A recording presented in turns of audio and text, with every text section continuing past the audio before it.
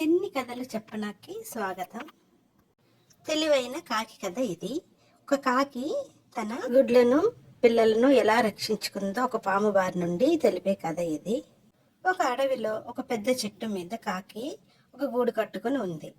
ఆ అందమైన అడవిలో అంత పెద్ద వృక్షం మీద చిన్న గూడు కట్టుకున్న కాకి గుడ్లను పెట్టి పొదుగుదాం అనుకునేది. కానీ అదే చెట్టు కింద ఒక పెద్ద బలిష్టమైన ఆకుపచ్చ రంగు గల పాము కూడా ఉంది. చెట్టు కింద త్వరలో ఉన్న ఆ పాము పైన కాకి ఉండడం గమనించింది. కాకి తన గుడ్లను పెట్టడం కూడా గమనించింది ఆ పాము. కాకి మేతకు వెళ్ళనప్పుడు కూడా పాము వచ్చి గుడ్లను కాజేసి తినేసేది. అంత పెద్ద ఆకారం ఉన్న పాముని కాకి ఎదుర్కొనలేకపోయేది. పాము కాకిని భయపెడుతూ నచ్చినప్పుడల్లా ఆహారం కోసం వచ్చి గుడ్లను తినేసి వెళ్ళిపోయేది. కాకి అచేతనంగా చూస్తూ ఉండిపోయేది. కాకి గుడ్లు పొదగకుండానే అవి పిల్లలు అవ్వకుండానే పాముకి ఆహారంగా అయిపోయేవి కాకి గుడ్లు. కాకి తన దుస్థితికి విచారపడేది ఒంటరిగా. ఎన్ని రకాలుగా ప్రయత్నించినా పాముని అక్కడి నుంచి వెళ్ళగొట్టలేకపోయింది కాకి. కాకి మదన పడుతూ ఆహారం వెతుకుతూ అలా నది వైపు వెళ్ళసాగింది. అప్పుడు దానికి అక్కడ స్నానం చేస్తున్న కొంతమంది మనుషులు కనిపించారు.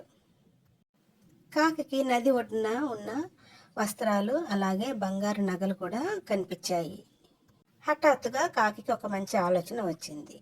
అది ఒక నగ పట్టుకొని మనుషులకి కనిపిస్తూ నగని తీసుకుంటూ వాళ్ళు చూస్తుండగా పారిపోయింది ఆకాశంలోకి. మెరుస్తున్న నగతో కాకి పాము దగ్గరికి వచ్చింది. కాకి మెడలో మెరుస్తున్న హారాన్ని చూసి పాము అదేదో కొత్త ఆహారం అనుకుంది. కాకి తిన్నగా వెళ్ళి తన గుడ్లున్న చోటకు వెళ్ళి ఆ హారాన్ని అక్కడ గుడ్ల మీద వదిలేసింది. పాము కాకి గుడ్లున్న గూడు దగ్గరకు వచ్చి నగని చూసింది. అంతలో అటువైపుగా వెళ్తున్న వేటగాళ్ళు పాము మెడలో మెరుస్తున్న హారాన్ని చూశారు. హారం కోసం పాము దగ్గరకు వచ్చి కర్రతో కొట్టసాగారు. హారం కోసం తనను కొడుతున్నారని తెలుసుకున్న పాము అడవిని విడిచి అడవి దాటి ఎటో పారిపోయింది. మరి తిరిగి చూడకుండా ఆ పాము.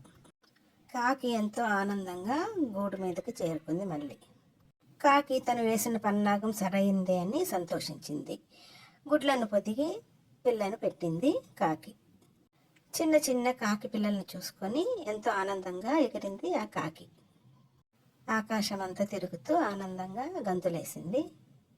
తెలివైన కాకి మళ్ళీ ఆ పాము తిరిగి తన గూడు దగ్గరికి రాకుండా తనకి హాని చేయకుండా తన గుడ్లను కాపాడుకుంది.